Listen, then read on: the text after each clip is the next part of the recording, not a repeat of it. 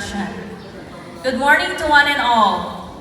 I would like to take this moment to greet our dignitaries, headed by our school's district in charge, Dr. Resty F. de Galicia, the mother of this institution, the ever-blooming and gorgeous Ma'am Felicidad Zacarias, who has been my former superior school principal in the Luna National High School, as well as the teaching staff, especially my former mentors here, the pioneer teachers, Ma'am Mayrel, sino pa ba? Si Sir Jeffrey, Sir Danny, sila po yung mga teachers namin noon, sila Ma'am Cory,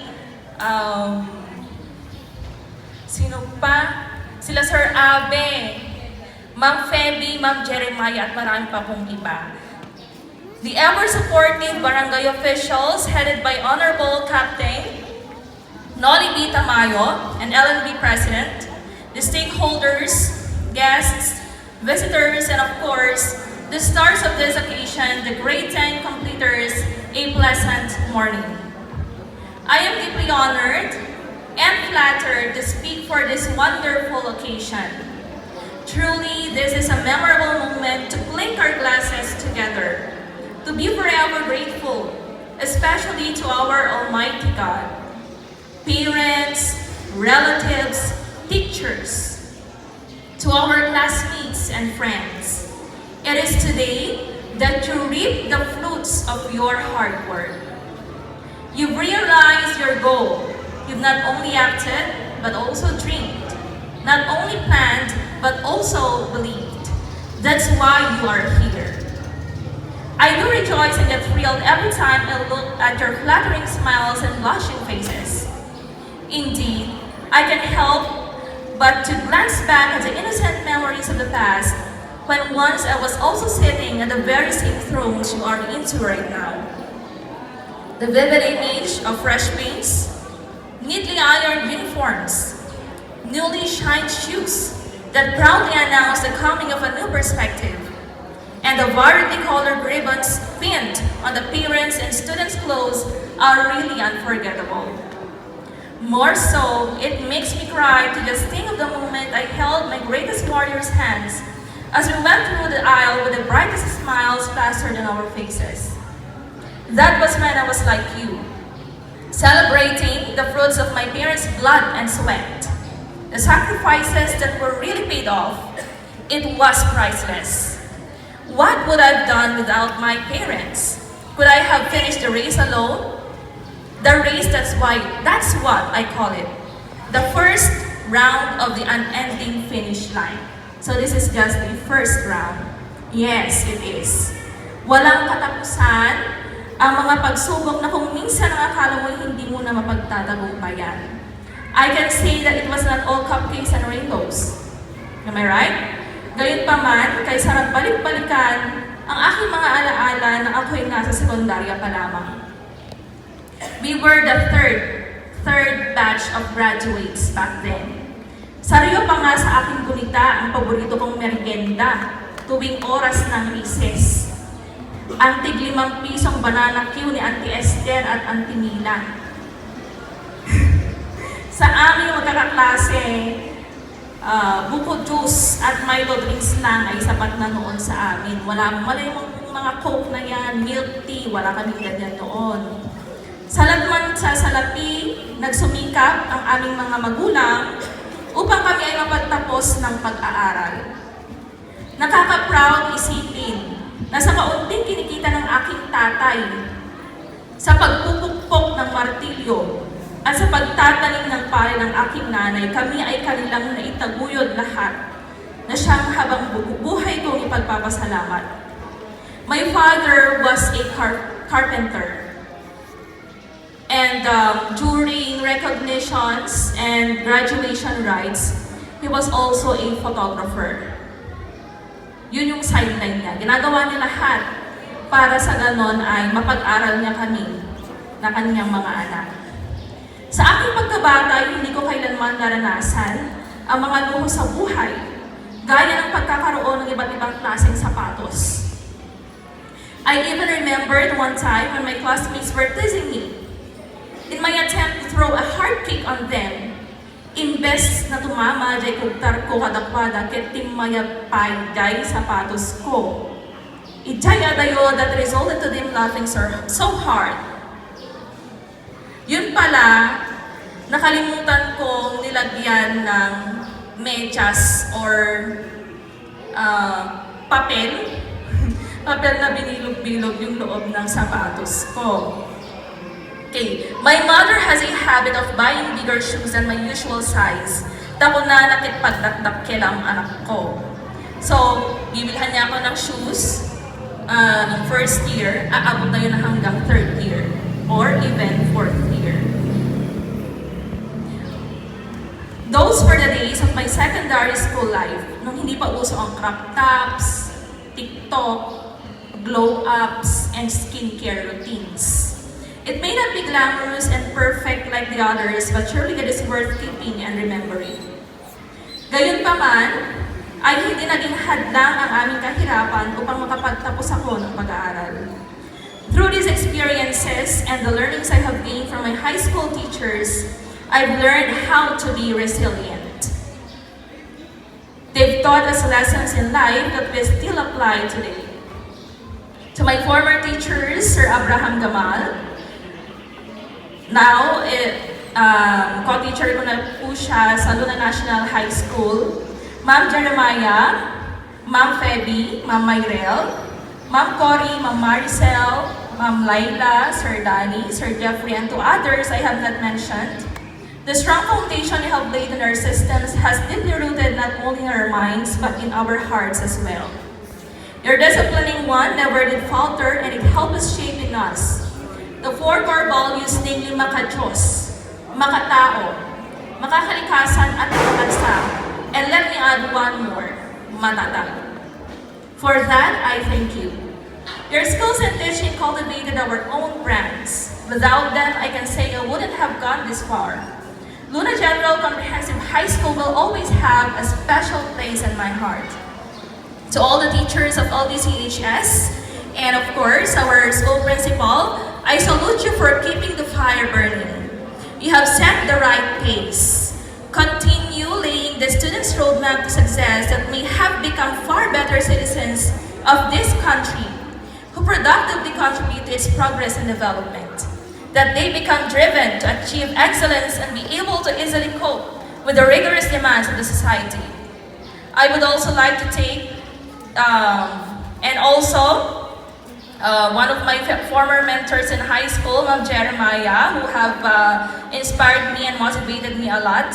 Thank you so much for your love and support. You will always be my best English teacher. You taught me how to persevere. To you, my dear parents, never tire from supporting and guiding your children. Wag po tayong mapapagod. Help them grow the seeds of success, because in no time, together you'll reap what you have sown. This is just the beginning of your children's journey. More is coming ahead of you. Be the best pilot and lead them in their aspired destinations, however difficult and uncertain the road may be. Life is a risk. Kailangan niyong sumugad sa pag-aaral ng inyong mga anak. Aramidan niyo amin, naging pagpatinggaan, di kabailan niyo, tapno may turong niyo tinasaya at agasan, dalin anak niyo. Saan kayo kumama maunguma? Namang balbalatad kadakwada talay takit pagsayaan na. Precious graduates, do not stop. Dream, believe, and achieve. Be determined to succeed whatever hindrances might pull you down. Van Gogh once said, if you hear a voice within you say, you cannot paint, then by all means paint and that voice will be silenced. Sabi nga nila, walang imposible sa taong determinado at may pangarap. Hindi nyo man makita ngayon kung gaano kakulang yung pininta inyong buhay, or hindi nyo man matanaw ang magandang kinabukasan, huwag kayong mawawalan ng pag-asa. Because if the sun sets, the sun will rise again. Da kayo maanak, at tulnog kayo kung maakanayon, kadagiti balakad dagiti naganakyo. Agan-anis kayo, agsaet kayong agadal, ket magunod yun to, kasayaatan nagasat yun. Ngem, saan nyo kung maalipipatan nga awan serbiti kinalaing kin kinabaknang, no awan kada kayo dagiti nabalitukan asursuro.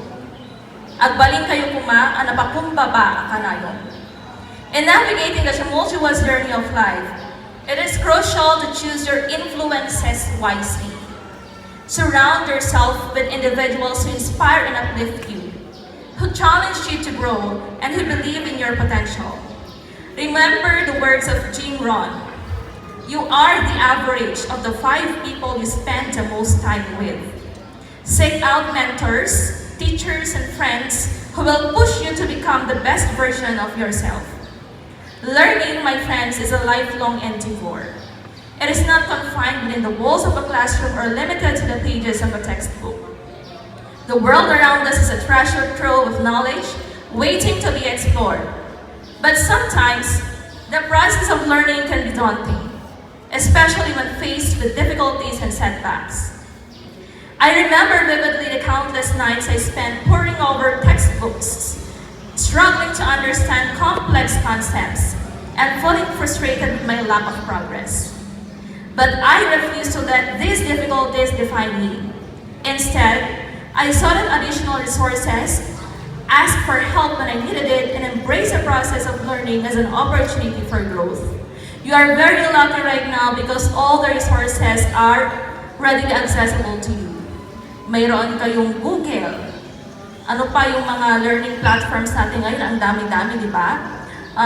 During our time, we solely rely on textbooks because we do not have smartphones then. Keypad pa lang cellphone meeting. And if we want to search for our assignments and projects, we would go to the internet shops. Magbabayad kami ng per hour. Ganon. Okay, so you already have all the resources right now, so you must persevere.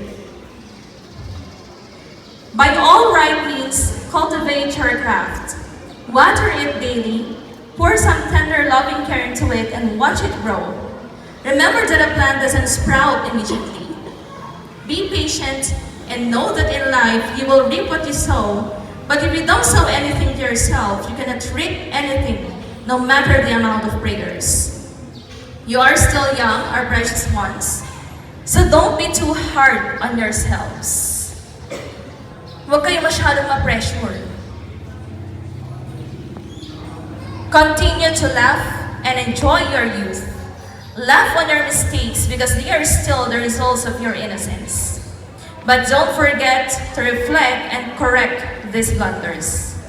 Learn from these lessons. Remember, completion is not the end. It's just the beginning. As you embark on the next chapter of your lives, remember this. The choices you make today will shape your tomorrow. Surround yourselves with positive influences, those who will encourage and uplift you. Embrace challenges as opportunities for growth and learning. Believe in yourselves, have faith that you are destined for greatness, and most importantly, have faith in God. In closing, let me share a quote that has guided me throughout my journey. The only limits in our lives are those we impose on ourselves. Break free from the chains of self-doubt, shatter the barriers of poverty, and reach for the stars with unwavering faith. As Henry David Thoreau and Christian Kant have said, go confidently in the direction of your dreams. Live the life you have imagined, keep dreaming, and make reality. Congratulations on completing grade 10, and may your journey be filled with endless possibilities and boundless success. Thank you so much. Thank you so much, Ma'am Clarissa S. Rumbawa, for that very inspiring message. And to the completers, please always remember to keep the faith in reaching your goals in life. At this juncture, may I request our secondary school principal, Ma'am Felicidad Izagorias, our master teacher, Ma'am Angelica B. Benigno, the barangay captain of Mamabanga Luna Isabela, Honorable Nolly B. Tamayo, and of course the advisors of grade 10 to please assist in giving the certificate of appreciation to our guest speaker. Sir Brian, certificate of appreciation and a token. Allow me to read the content of the certificate.